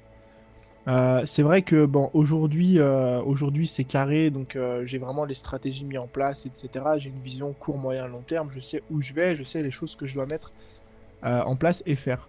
À l'époque, c'était un petit peu plus freestyle. C'est-à-dire que moi, à l'époque, on me parlait de stratégie, j'étais là, ok, bah ma stratégie, c'est de faire des vidéos sur YouTube, et ça s'arrête là. Pour moi, c'était déjà une stratégie, tu vois.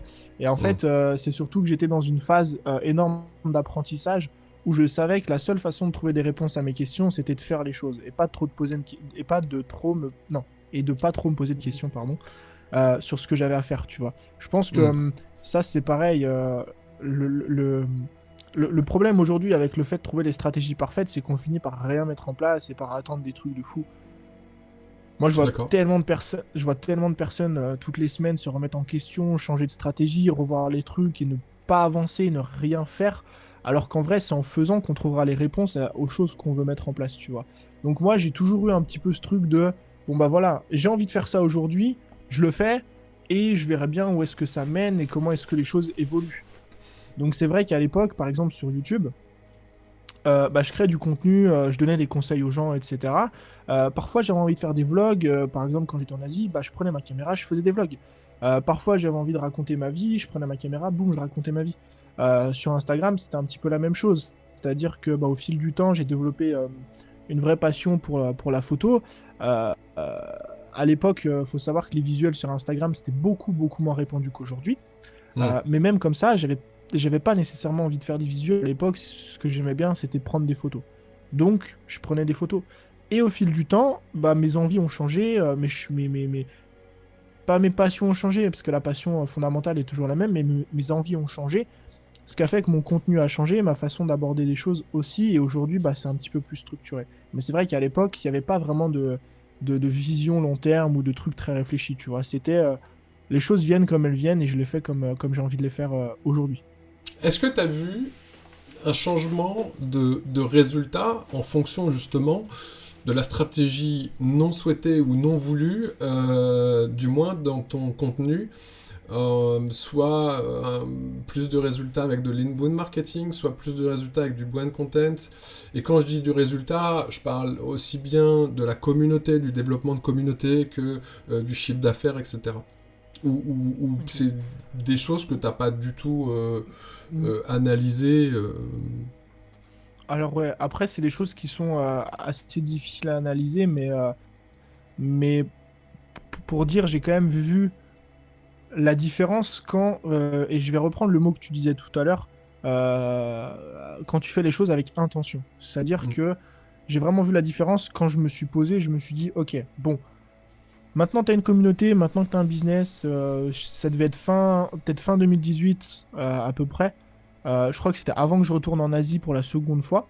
Je me suis dit, bon, ça commence à prendre de l'ampleur, etc. Maintenant, il faut faire les choses un peu plus sérieuses, un peu plus carrées.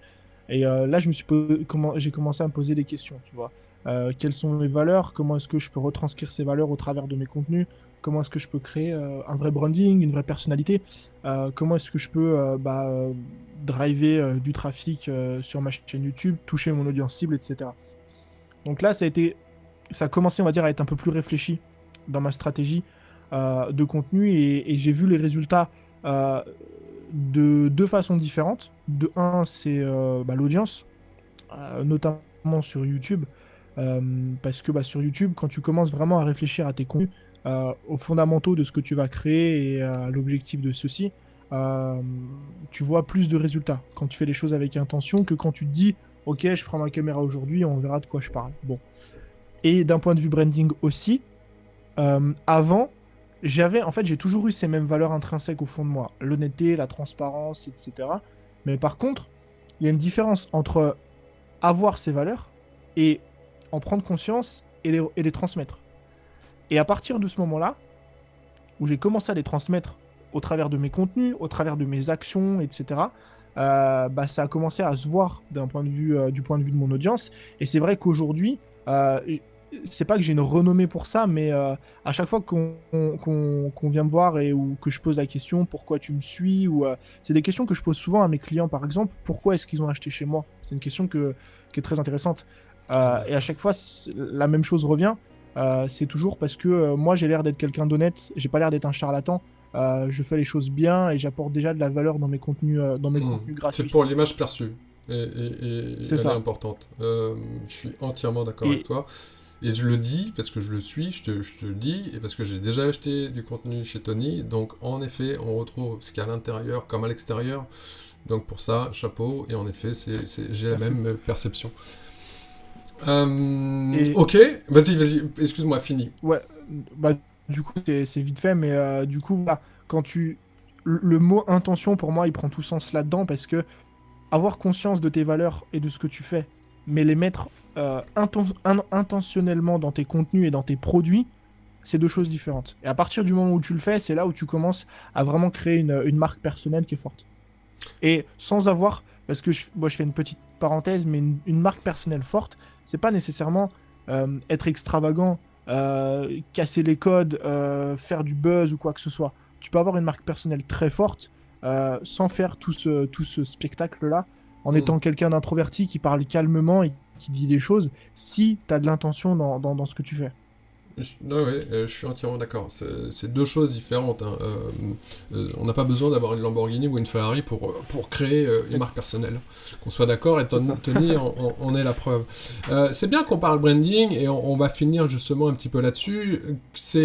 Tu dis que c'est à partir du moment que tu as mis dans ton branding, donc tes valeurs, ta personnalité de marque, etc. Mais ça, c'est une question qui revient dans ma communauté énormément. C'est, au final, comment on fait pour indiquer son histoire, son storytelling, pour indiquer sa personnalité, pour indiquer ses valeurs, et pour indiquer donc son intention dans son contenu. Est-ce que tu peux nous donner tes tips ou la façon que tu fais, toi, au quotidien, pour ça, qui permet, là, pour le coup, d'interagir véritablement avec une communauté, parce qu'on déploie une énergie qui est folle, et on n'achète plus, au final, le produit simplement pour les caractéristiques du produit, mais on achète le produit pour ce qu'il y a derrière. Et ce qu'il y a derrière, c'est vous, c'est votre personnalité, c'est vos valeurs, c'est ce que vous revendiquez, et ça, c'est le plus important. Moi, j'achète pas un produit, et je dis moi, mais comme tout le monde, on n'achète pas une paire de Reebok, d'Adidas, de Nike, j'achète pas une formation, simplement pour la formation. Je sais même pas, en règle générale, ce qu'il y a à l'intérieur ou comment elle va être présentée. Ce qu'il y a dedans. Donc, à part une page de vente, c'est tout. Je l'achète surtout par rapport à la personnalité que le formateur a et l'intention qu'il y met. Ça, c'est le plus important à mon sens. Donc, comment tu fais au quotidien, en quelques méthodes, si je puis dire, comment tu y mets tes valeurs dans ton contenu ? Alors, il y a y a un truc déjà qui est à faire, hein, c'est déjà de définir ses valeurs, je pense. Et mine de rien, ça peut paraître idiot, mais définir ses valeurs, c'est pas si simple. Moi, il y a un truc un exercice que j'ai fait qui m'a grandement aidé pour ça, c'est de voir les personnes qui m'inspiraient, d'essayer de comprendre pourquoi est-ce qu'elles m'inspiraient, et de retranscrire de ces personnes des valeurs. Et en général, les personnes qui t'inspirent ont les mêmes valeurs que toi, ou tu essaies de véhiculer les mêmes valeurs. Et à partir du moment où tu as des valeurs, en fait, tu fais un bête tableau. Par exemple, ça peut être, tu fais un tableau, par exemple, pour les formations. Tu prends ton tableau, tu fais un tableau, en haut de ton tableau, tu mets formation. Et ensuite, par rapport à tes différentes valeurs, tu vas mettre les choses à faire et les choses à ne pas faire. Et c'est vraiment important, surtout la colonne, les choses à ne pas faire. Pourquoi ? Parce qu'en fait, les valeurs, elles vont surtout se retranscrire dans les choses que tu ne fais pas par rapport à ces valeurs. Moi, par exemple, l'une de mes valeurs principales, c'est l'honnêteté, la transparence, en ce qui concerne mes contenus, mes formations en ligne. Pourquoi ? Parce que sur Internet, le monde de la formation en ligne, est, surtout chez les mecs, malheureusement, est souvent synonyme d'arnaque, etc. Donc, pour moi, c'est une valeur qui est très forte et très importante aux yeux de mon audience. Les choses à ne pas faire par rapport à ça, c'est quoi ? De 1, c'est d'arnaquer les gens. C'est-à-dire de mettre en place des techniques un petit peu frauduleuses, des faux concours, des trucs comme ça. Ou même dans mes produits et mes formations, ce serait de, par exemple, faire une promesse tellement énorme que la formation ne suit pas derrière, en termes de résultats, tu vois. Autre chose, par exemple, que je ne fais pas et que je m'interdis de faire, c'est de faire des promotions qui sont trop agressives. Et ça, c'est très très personnel. Il y a des mecs, je dis toujours mecs, mais il y a des personnes qui font des promos, qui lancent une formation, qui font une promo à moins 97%. Donc en fait, tu arrives avec une valeur de formation qui est à 10 000 euros et la formation, au final, coûte 300 euros. Moi, c'est un truc que je trouve un petit peu trop touchy et que je ne fais pas. Mais c'est mes valeurs personnelles. Et en fait, du coup, en réfléchissant de cette façon, tu pars de tes valeurs, tu te dis, dans mes formations, qu'est-ce que je fais, donc les choses à faire et les choses à ne pas faire. Dans mes contenus, les choses à faire, les choses à ne pas faire. Et tu gardes ce guide pendant des semaines, des mois et des années. Et c'est en fait sur cette constance-là que tu vas pouvoir établir un branding qui est fort. Parce qu'en fait, un branding qui est fort pour moi, c'est un branding qui est constant dans le temps. Tu vois ? C'est en fait, cette personne, elle a des valeurs, mais elle les a pendant des années. Et en fait, les gens vont se remémorer. L'autre fois, j'ai reçu un message d'une cliente à moi qui avait acheté, on en parlait tout à l'heure, Insta Academy, donc en 2018, donc ça va faire 3 ans. Et elle m'a envoyé un message, elle m'a dit, c'est fou parce qu'en 3 ans, t'as pas changé, t'es toujours la même personne, t'as toujours les mêmes valeurs, la même façon de communiquer, etc. Et en fait, c'est de par cette constance qu'on va se souvenir un petit peu de vos valeurs et de ce que vous faites. Et je pense que c'est important, et comme je le disais aussi, du coup, dans mes formations, par exemple, les choses à faire pour moi, c'est d'être professionnel. J'ai un attrait pour la création de contenu visuel qui est importante, donc notamment les vidéos. Et ben pour moi, même si pour la plupart des formateurs ça peut paraître anecdotique, pour moi, il faut que ma formation soit d'une qualité visuelle telle que mes vidéos. Donc je vais installer tout un setup, je vais filmer avec ma caméra, etc. Quand d'autres personnes vont lancer un zoom et filmer comme ça. Pour moi, par rapport à mes valeurs et à ce que j'ai envie de retranscrire, il faut impérativement que je fasse ça. Et parfois, j'ai la flemme. Parce que oui, installer un setup vidéo pour une formation, c'est long. Mais quand je me souviens de mes valeurs et des choses que je dois faire, et ben au moins, ça me permet de rester, on va dire, sur la bonne voie. Excellent, je trouve ça excellent en fait, tu t'es créé une guideline, c'est ce que je recommande, tu t'es créé une guideline de valeurs et de personnalité sur laquelle tu gardes ce cadre pour justement être cohérent dans ton intention, et c'est comme ça que on se rappelle de toi, parce que comme disait Steve Jobs, l'essence même du branding, c'est de saisir l'opportunité de rester dans la mémoire des gens. Et aujourd'hui, si une personne s'est rappelée de toi par rapport à une formation d'il y a 3 ans, c'est que tu es resté dans sa mémoire. Et pourquoi ? Parce que justement, tu es resté cohérent dans tes valeurs. Donc chapeau bas, super et super conseil. Franchement, voilà, faites une guideline des valeurs. Vous pouvez aller plus loin dans la définition des valeurs. Il y a 8 familles de valeurs. Bon, voilà, il y a plein de choses à voir concernant les valeurs.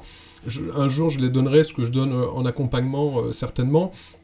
Mais il faut développer ça, parce que c'est ça qui vous fait que vous êtes polarisant. Et et finalement, la communauté de Tony, tu l'as parce que tu as polarisé sur certaines choses aussi. Parce que justement, tu as polarisé sur le fait d'avoir une belle image, sur le fait d'avoir de la photo, de la vidéo, qu'il fallait certes passer à l'action, mais pas n'importe comment, pas à n'importe quel prix. Et pour ça, donc, c'est garder ce conseil. Franchement, c'est un super conseil. En parlant de photos et de vidéos, je voulais en parler, on n'a pas le temps, je suis désolé, ça fait déjà 1h30, voilà, c'est tellement passionnant. Je voulais en parler, mais on en reparlera parce que chez toi, c'est quand même quelque chose d'impactant et que j'apprécie énormément. T'as beaucoup travaillé là-dessus, mais on en reparlera, mais faites attention juste à l'image que vous renvoyez comme ça. C'est bien de passer à l'action, de faire, on dit, voilà, shooter aujourd'hui, mais je trouve pas à n'importe quel prix, et là-dessus, t'as fait un super boulot. Et en plus, t'as des très très bons conseils sur la chaîne, sur ta chaîne YouTube, donc allez voir sa chaîne parce que il a d'excellents conseils sur la photo et la vidéo, des choses simples à mettre en place, des choses rapides à mettre en place, mais qui donnent des résultats. Je vais finir par quelques questions rapides. Quelle est ta marque préférée et pourquoi ? Alors, aussi bien en tant que consommateur hein, que entrepreneur. Aïe, aïe, aïe, aïe, aïe, c'est dur. Franchement, je dirais... je vais répondre, je sais pas, mais comme beaucoup d'entrepreneurs, je pense, mais c'est Apple. Enfin, je sais pas si c'est beaucoup d'entrepreneurs, mais en tout cas, Apple. Parce que, en fait, pour moi, ce qui caractérise un petit peu... Apple caractérise beaucoup l'entrepreneuriat par son anticonformisme. On est différent, on est créatif et on fait pas les choses comme tout le monde. Et en fait, je trouve que c'est les caractéristiques d'un entrepreneur, tu vois. C'est, voilà, nous on arrive, on fait les choses différemment, on n'a pas envie de suivre un cursus classique. On est créatif et on veut construire un monde avec une nouvelle vision. Ah ouais, c'est la contre-culture. Ouais. J'aime beaucoup aussi. Alors, une autre question rapide. PlayStation, Xbox ou Switch ? Attends, redis. PlayStation, Xbox ou Switch ? Moi, je pense que tu connais les trois. Franchement, PlayStation. Parce PlayStation ? que ouais, parce qu'en fait, à l'époque, j'étais un bon joueur. Enfin, j'étais un joueur quand même de jeux vidéo quand j'étais plus jeune. Et j'étais sur la PlayStation, donc je suis obligé. Ok, mais c'est marrant parce que comme quoi une marque aujourd'hui a derrière une communauté, a derrière un positionnement. Aujourd'hui, je suis un grand fanat de Nintendo et je resterai un grand fanat de Nintendo comme un grand fan d'Apple justement. Et c'est parce que derrière, on parlait de valeurs, il y a des valeurs, il y a un positionnement qui est là. Et si toi, tu as choisi PlayStation, tu choisis PlayStation, c'est parce que c'est des souvenirs par rapport à un moment de ta vie, et ça, c'est important. C'est comme ça qu'on construit une marque, et je trouve ces trois marques fabuleuses aujourd'hui, qui se tirent la bourre, mais bien comme il faut. Ouais. Un avis sur Clubhouse ?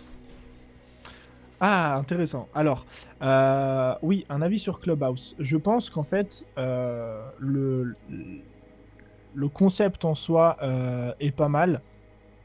Je me pose la question quand même de savoir s'il n'est pas un petit peu surcoté pour le moment, de par notamment sa privatisation. En fait, je pense que ce qui fait que Clubhouse connaît un succès phénoménal aujourd'hui, c'est parce que personne ne peut y aller. Donc tu vois, l'urgence, c'est un petit peu pareil quand on vend des formations. Pour moi, le concept de fond est bien parce que ça permet un petit peu de rentrer en relation avec des personnes. Maintenant, est-ce qu'il est révolutionnaire ? Je sais pas. Est-ce qu'on peut pas faire la même chose sur Instagram ? Est-ce qu'on peut pas faire la même chose sur d'autres plateformes ? Sur Twitch, par exemple. Donc c'est pas nouveau pour moi parce que voilà, Twitch, pour moi, c'était un petit peu pareil. Tu lances un live, il y a des personnes qui sont là, qui discutent avec toi. Instagram est arrivé récemment à taper fort du poing sur la table avec sa dernière mise à jour, les rooms. Donc je pense que ça peut être intéressant. Après, pour moi, se pose un autre problème, c'est et ça j'en parle assez régulièrement avec des amis, c'est que j'ai un petit peu de mal avec les plateformes qui sont, comment dire, où tu n'as des résultats que si tu passes à l'action. Si je suis un grand fan de YouTube, c'est parce que YouTube, c'est une plateforme de référencement. J'ai pas publié de vidéos depuis 2 semaines et je continue à gagner 300 abonnés par jour. Le problème que j'ai avec ce genre de plateforme, comme Clubhouse du coup, mais c'est pas forcément contre Clubhouse, hein, c'est le format de la plateforme, c'est qu'en fait, t'es là sur l'instant T, tu fais ton audio, tu discutes avec les gens et pouf, une fois que c'est terminé, c'est terminé. Tu Et si reçois tu as pas envie des de actifs, continuer ouais. à... C'est ça. Si tu as envie de continuer à prospérer grâce à la plateforme, il faut constamment être dessus tout le temps, tout le temps, tout le temps, tout le temps. Et moi, j'ai un problème avec ce format parce que pour moi, c'est très problématique sur le long terme. Voilà. Mm. Moi, je suis convaincu que sur le long terme, ce qu'il faut, c'est un système qui te permet de driver du trafic, pas de manière forcément automatique, mais au moins avec des leviers qui sont un peu plus long terme. Tu vois. Par exemple, un podcast, tu publies ton podcast. Tu vois, je discute avec ça, mais moi, par exemple, si j'ai envie de parler avec quelqu'un, au lieu de le faire sur Clubhouse, je vais le faire sur un podcast. Comme ça, mon podcast, je vais le publier, il va rester en ligne pendant des années. Et les gens vont aller l'écouter, même 6 mois après. Tu vois ce que je veux dire ? Bien sûr. Donc pour moi, il y a un rapport, en fait, temps investi, retour sur investissement, qui m'intéresse pas nécessairement aujourd'hui. Et en plus, un petit peu le syndrome de l'objet brillant. J'ai pas envie ça. d'y aller pour passer des heures dessus, alors que je pourrais faire autre chose. Le problème de l'instantané, c'est qu'il est relatif généralement à la tendance. On associe l'instantané à la tendance, c'est-à-dire qu'on va y mettre de la valeur, mais uniquement suivant un moment donné. Et forcément, contrairement à YouTube, contrairement à Instagram, mais on peut donner de la valeur, ou un podcast, on peut donner de la valeur qui n'est pas tendance. On peut dire aujourd'hui, je sais pas, justement, comment faire une belle photo. Ça sera toujours là. Alors que quand c'est momentané, quand on capte juste une attention comme ça sur quelques minutes ou une heure, parce ce qu'on va dire est en rapport avec, je trouve, le format et la plateforme. Donc on va dire des choses par rapport à en ce moment. Et quand on regarde tous les titres justement des rooms, quand je dis tous les titres, la majorité... Actuel.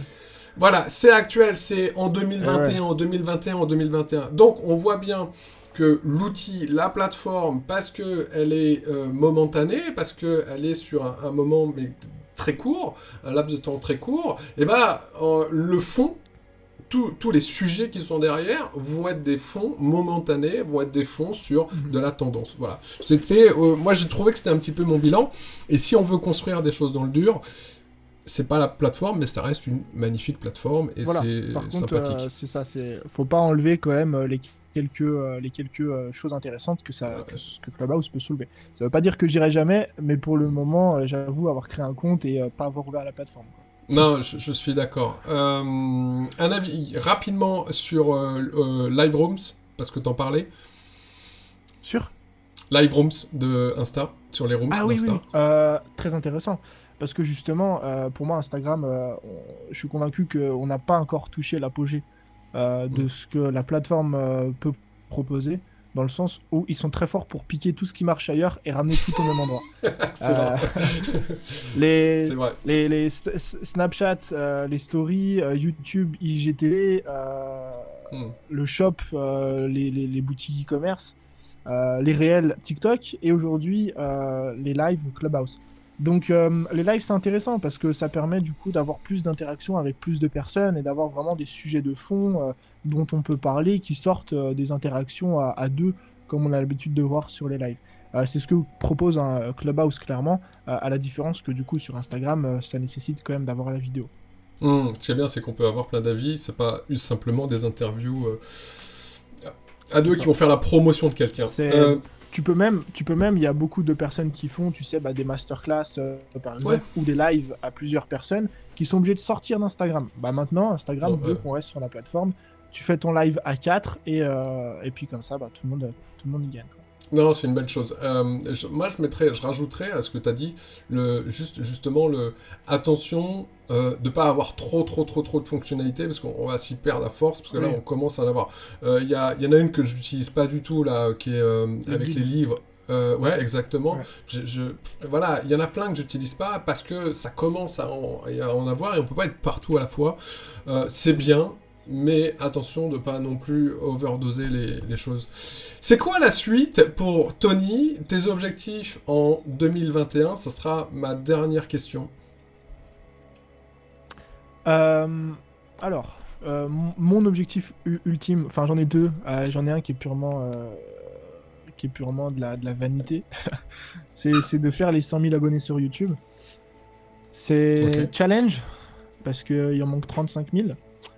Mais pour moi, ce sera vraiment l'aboutissement de beaucoup de choses, parce que 10 000 c'est un chiffre, c'est un palier, et il est vraiment génial. 100 000 c'est un tout autre palier. Et là, on met vraiment le pied dans je touche vraiment limite à la population qui est hors de ma cible, tu vois.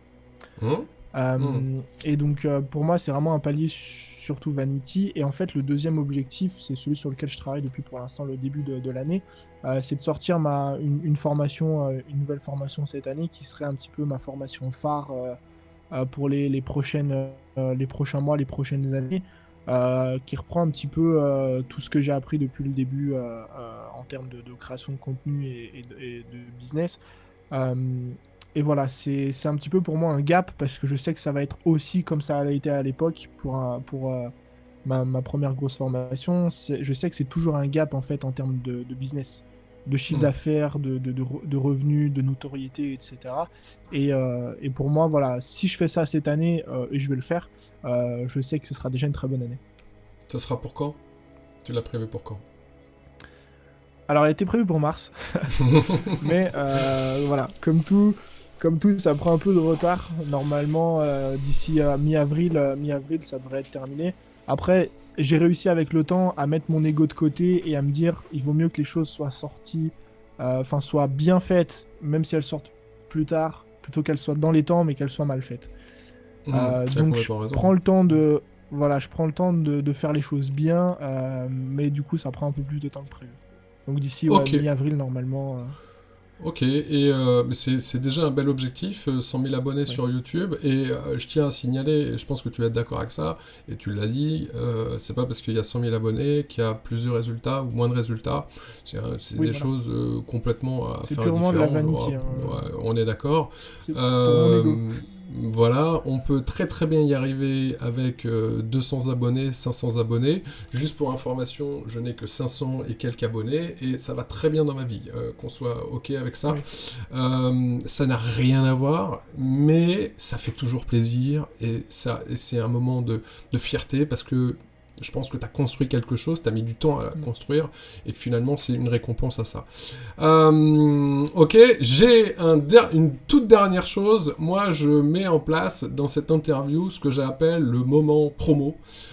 C'est-à-dire que souvent on est là, on tourne un petit peu sur le côté en disant tiens oui ils vendent une formation. Non, moi je le dis, c'est un moment où c'est ton moment, tu dis où est-ce qu'on peut te retrouver, qu'est-ce qu'on peut acheter chez toi, à combien si tu veux, bref c'est ton moment, tu vas me donner tous les liens, et c'est le moment, voilà, c'est le moment promo, c'est l'instant promo, et en toute transparence, parce que je sais que c'est dans tes valeurs, la transparence et l'honnêteté.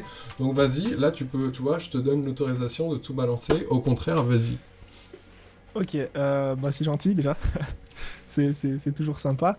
Alors moi, ce que vous pourrez retrouver dans mes formations, c'est des formations qui tournent autour essentiellement de la création de contenu aujourd'hui et des réseaux sociaux. Donc si vous voulez apprendre, donc ça touche à différents domaines, hein. Si vous voulez apprendre par exemple à développer un compte Instagram, c'est-à-dire à comprendre beaucoup mieux les mécanismes de la plateforme pour pouvoir attirer une audience, que ce soit parce que vous avez un business en ligne, une marque ou quoi que ce soit, j'ai une formation là-dessus qui s'appelle la feuille de route, qui est ma formation la plus vendue aujourd'hui, la phare, celle dont on parlait tout à l'heure. Je l'ai aussi. Ouais, je sais.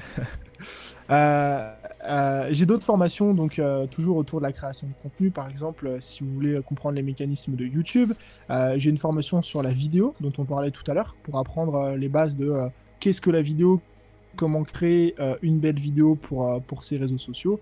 Et j'ai d'autres formations qui répondent à différents besoins. Je pourrais en énumérer, il y en a plus d'une dizaine en tout et pour tout, mais je vais pas refaire l'entièreté du catalogue.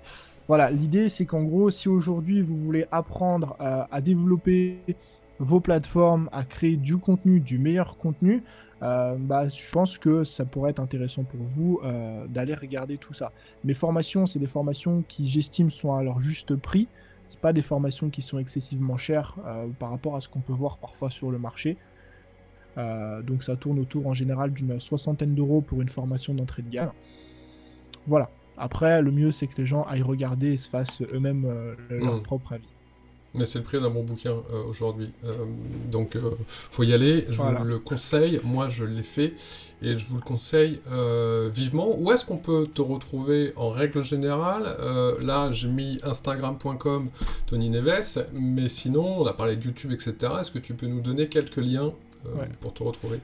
Ouais, alors moi sur mon compte Instagram c'est Tony NVS et sur tous mes autres réseaux sociaux enfin de toute façon j'ai que YouTube hein, tu me diras c'est Tony Neves TonyNEVES et j'ai aussi un podcast que je place comme ça sur lequel je fais plus d'ITV aujourd'hui, je fais pas mal d'ITV et c'est pareil, c'est Tony Neves. Enfin le podcast s'appelle l'école des créateurs, mais si vous mettez Tony Neves vous allez trouver aussi On peut te retrouver directement, sur, il est sur toutes les plateformes. Voilà, sur toutes les plateformes. Toutes les plateformes, ouais. Ouais. Spotify, Deezer, Apple Podcast, Google Podcast. Super, merci à toi Tony, j'ai passé un super moment, ça m'a fait vraiment très plaisir, depuis le temps que je voulais t'inviter, j'espère que tu as passé un bon moment, c'est un excellent parcours, c'est inspirant je trouve. Tu peux nous rappeler ton âge aujourd'hui? J'ai 24 ans. 24 ans. Oui, j'ai 24 ans. Je réfléchissais, mais... Que moi, je perds la mémoire, c'est normal à mon âge, mais toi, quand même. Non, j'ai 24 ans. Et tu... Donc, tu as commencé, tu as eu cette intention et cette mission à partir de 20 ans. C'est inspirant. Faites comme Tony. Vous voyez que tout est possible. Il est parti de rien. Aujourd'hui, tout va bien. Simplement, il a travaillé, il a continué à travailler et il a voulu aider les autres. Je pense que ça résume vraiment cette interview. Merci à toi et j'espère à très bientôt, David. Tony, pour tes 100 000 abonnés et même plein d'autres choses. Voilà. Je vous dis à bientôt. Vas-y, je t'en prie. Non, j'allais dire, je te remercie parce que c'était une ITV extrêmement intéressante. J'aime beaucoup parler avec toi et les questions étaient très pertinentes, donc je te remercie aussi de m'avoir invité. Merci à toi. Peut-être que vous allez nous retrouver, je sais pas, sur Clubhouse ou voilà ou d'autres canaux. Oui, un jour. Ça pourrait être intéressant justement de parler branding, photo et vidéo sur d'autres canaux comme Clubhouse. À bientôt, je vous dis à bientôt pour une autre interview. Ça, c'est toujours une par semaine avec des entrepreneurs qui m'inspirent, avec des entrepreneurs qui ont des valeurs que je trouve importantes parce que je choisis uniquement des entrepreneurs avec beaucoup de valeurs et qui ont toujours un côté qui apprécie le branding. On n'en a pas parlé énormément, mais j'ai préféré parler de toi et de ton parcours qui était beaucoup plus inspirant. À bientôt, ciao, bye bye.